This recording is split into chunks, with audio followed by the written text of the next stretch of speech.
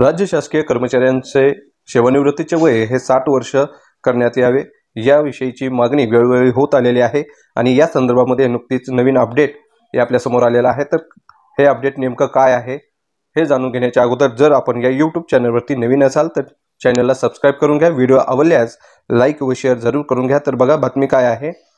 केंद्रीय सरकारी कर्मचाऱ्यांचे सेवानिवृत्तीचे वय 60 वर्ष आहे। तसेच देशातील इतर 25 राज्यांमधील राज्य कर्मचाऱ्यांचे सेवानिवृत्तीचे वय 60 वर्षे आहे।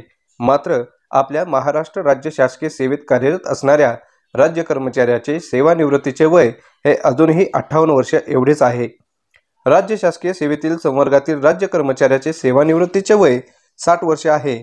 मात्र इतर अ, ब आणि क संवर्गातील कर्मचाऱ्याचे वय हे अजून 58 वर्ष एवढेच आहे।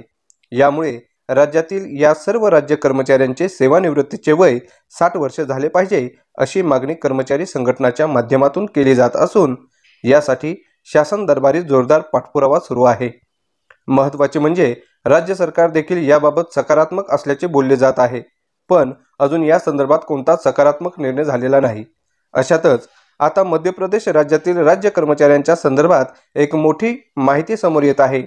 मध्य प्रदेश राज्याचे मुख्यमंत्री मोहन यादव यांनी जाहीर केलेल्या आदेशानुसार आयुष विभाग अंतर्गत कार्यरत असणाऱ्या डॉक्टर पदावर कार्यरत असणाऱ्या कर्मचाऱ्यांचे सेवानिवृत्तीचे वय हे तब्बल 3 वर्षांनी वाढवण्यात आले आहे। आतापर्यंत या राज्य कर्मचाऱ्यांचे सेवानिवृत्तीचे वय 62 वर्ष होते, मात्र यामध्ये 3 वर्षांनी वाढ करण्यात आली आहे। हे वय 65 वर्ष एवढे करण्यात आले आहे। सेवानिवृत्तीचे वय 3 वर्षांनी वाढवण्यात आले असल्याने संबंधित कर्मचाऱ्यांना याचा मोठा दिलासा मिळणार आहे आणि याचा राज्य सरकारला देखील मोठा फायदा होईल असे बोलले जात आहे।